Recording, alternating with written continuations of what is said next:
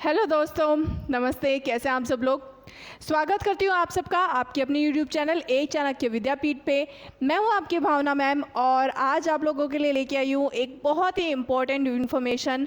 हमारे नेवी के एसएसआर के एग्ज़ाम के पर्सपेक्टिव से हमारी कट ऑफ क्या रहने वाली है उसके रिगार्डिंग आज हमारी इन्फॉर्मेशन रहने जा रही है।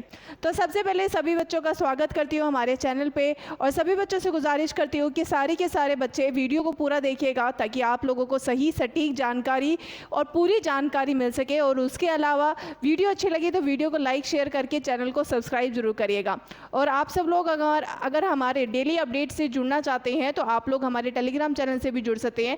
टेलीग्राम चैनल का लिंक आपको वीडियो के डिस्क्रिप्शन में मिल जाएगा। तो आइए चलिए बढ़ते हैं हमारी आज की इन्फॉर्मेशन के रिगार्डिंग।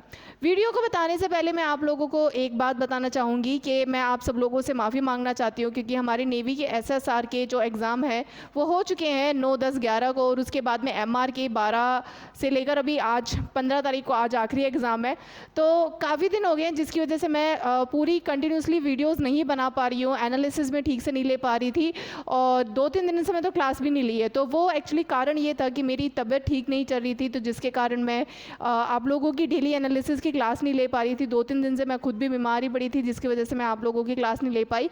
बट चिंता मत करिए, अब मुझे अपने पढ़ाई पे भरोसा था कि भाई मैंने जितना पढ़ाया और जिस हिसाब से मैंने बच्चों की कोचिंग करवाई है रेगुलर, जिस हिसाब से हमने मॉक टेस्ट करे थे उस हिसाब से बच्चों के बहुत ही ज़्यादा अच्छे मार्क्स गए होंगे और बच्चों के रिप्लाईज़ भी आ रहे थे मुझे। मैंने अभी देखा, आज ही मैं ऑफिस आई और आज ही मैंने देखा कि बच्चे बहुत ज़्यादा खुश है कि मैडम मेरा पेपर अच्छा गया।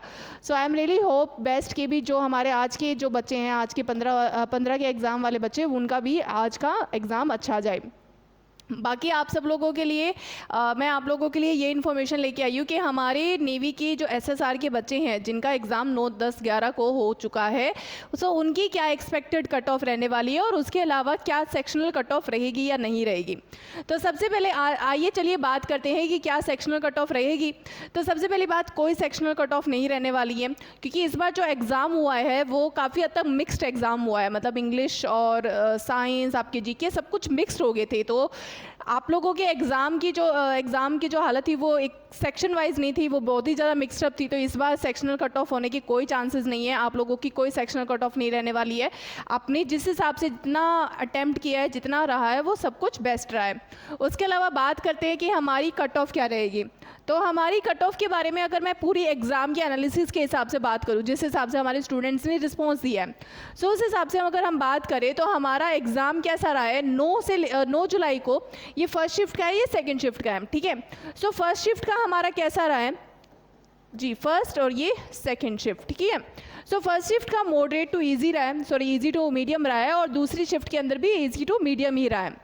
10 जुलाई के अंदर क्या हुआ, 10 जुलाई के अंदर हमारी मॉडरेट, दोनों ही एग्ज़ाम के अंदर मॉडरेट क्वेश्चंस आए थे।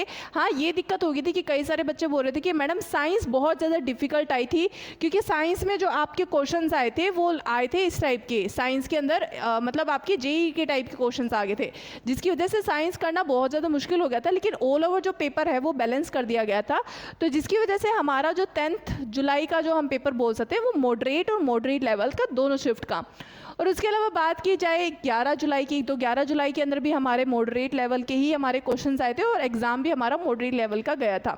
सो उसके बेसिस पे, उसके एनालिसिस के बेसिस पे और उसके साथ में अगर हम पूरे ऑल ओवर सेक्शंस की बात करें, इंग्लिश की, जीके की, रीजनिंग की और साइंस और मैथ्स की, तो सबसे पहले मैं बात करूँ बच्चे इंग्लिश की। तो इंग्लिश में क्या है, हमारा लेवल कैसा था, इजी था, सभी बच्चे कर पा रहे थे, सभी बच्चों के लिए इजी, मतलब जिन जिन बच्चों को इंग्लिश प्रैक्टिस कर रखी थी उन लोगों के लिए इंग्लिश जो है वो इजी सेक्शन था, कोई ज़्यादा डिफ़िकल्ट नहीं था।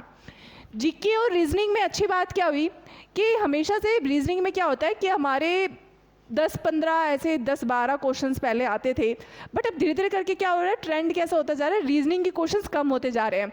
और इस बार तो सबसे अच्छी बात ये होगी कि बच्चों की जीके की बहुत अच्छी तैयारी थी और रीजनिंग की, मतलब यूँ है कि रीजनिंग के ना 3-4 ही क्वेश्चन आए हैं। सो जिसकी वजह से ऑल ओवर जो हमारा पेपर को अच्छा बैलेंस बनाने का काम जो है वो जीके और रीजनिंग ने आराम से कर दिया।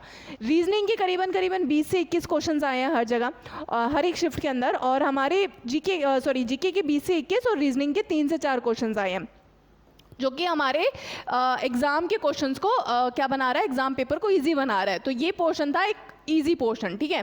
बाकी साइंस के क्वेश्चंस की बात की जाए, साइंस के क्वेश्चंस वैसे ही आते हैं जैसे हमेशा आए गए हैं।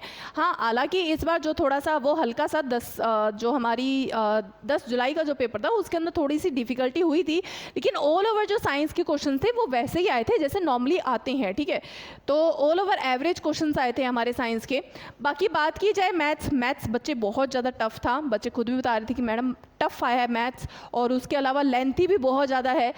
लेकिन बच्चे मैथ्स हमेशा ही टफ ही आता है। एसएसआर की बात की जाए, मैथ्स हमेशा बहुत ज़्यादा टफ और लेंथी होता है, यही हमारे एग्ज़ाम को जो होता है उसकी कट ऑफ को ज़्यादा हाई नहीं जाने देता। तो अगर आप सब लोगों का मैथ नहीं कर पाए हो और आप सब लोग ये कर रहे हो कि भाई मैडम मेरे लिए तो टफ था, मेरे लिए लेंथी था, जिसकी वजह से कई सारे क्वेश्चन छूट गए, मतलब गिनती के मेरे 5-6 क्वेश्चन कर पाए हैं, सो उस हिसाब से ये मान के चलो कि अच्छी बात है कि अगर आप सब लोग ज़्यादा मैथ्स को अटैम्प्ट नहीं कर पाए हो, क्योंकि सबके साथ ही यही हुआ है, आप सब लोग इकलौते नहीं हो, तो उस हिसाब से हमारी कट ऑफ भी है वो ऑल ओवर डाउन ही जाएगी, बहुत ज़्यादा हाई नहीं जाने वाली है। सो उसके हिसाब से अगर हम थोड़ी सी कट ऑफ की बात कर ली जाए तो हमारे जो क्वेश्चंस हैं, बच्चे कितने क्वेश्चंस अटैम्प्ट करके आए हैं, बच्चे हमारे 60% ऐसे बच्चे रहे हैं जिनके जो मार्क्स हैं वो एवरेज के तौर पे 25 से लेकर 30 तक के बीच में रहेंगे, है ना। हमारे खुद के स्टूडेंट्स जो हैं वो जिस हिसाब से हमने देखा है कि 60% होंगे बच्चे जो बोल रहे होंगे मैडम मेरे 25 से लेकर 30 मार्क्स आएंगे। 30% बच्चे होंगे, ठीक है, 30% बच्चे होंगे जो बोल रहे होंगे कि मैडम मेरे 30 से लेकर 40 मार्क्स आएंगे, और 10% ही होंगे जो बोल रहे होंगे मैडम मेरे 40+ मार्क्स आएंगे। सो इससे पता क्या चल रहा है, इससे ये पता चल रहा है कि कट ऑफ डाउन ही जाने वाली है, कोई बहुत ज़्यादा हाई नहीं जाने वाली। तो एक बार थोड़ा सा डिटेल में कट ऑफ के बारे में जानकारी ले लेते हैं।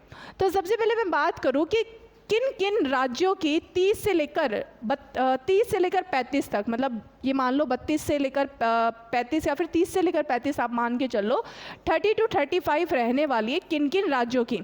आपकी वो राज्य हैं उत्तर प्रदेश, हरियाणा, राजस्थान, बिहार और मध्य प्रदेश।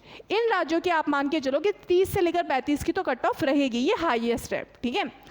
दूसरी अगर हम बात करें उत्तराखंड की, वेस्ट बंगाल की, पंजाब की और दिल्ली की, तो इन सब की कितनी रह सकती है, 30 से लेकर 32 तक, मतलब अप्रॉक्सीमेटली 30 के आसपास हमारी इनकी कट ऑफ रह सकती हैं, ठीक है।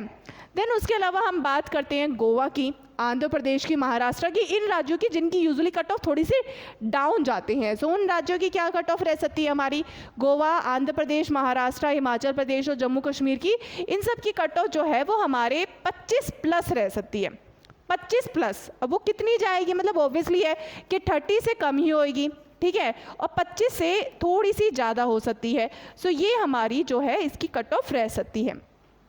उसके अलावा बात कर ली जाए, गुजरात हो गया, तमिलनाडु हो गया, कर्नाटक हो गया, केरल हो गया, असम हो गया, या फिर हमारे कुछ नॉर्थ ईस्टर्न स्टेट्स हो गए जैसे मणिपुर, मिजोरम, ये सब। सो इनकी कट ऑफ होती है हमेशा बच्चे लो ही जाती है, बहुत ही ज़्यादा लो जाती है। सो हमारी कट ऑफ जो होती है वो इनकी जो कट ऑफ रहने वाली है वो अप्रॉक्सीमेटली 10 से लेकर 20 तक ही रहने वाली है।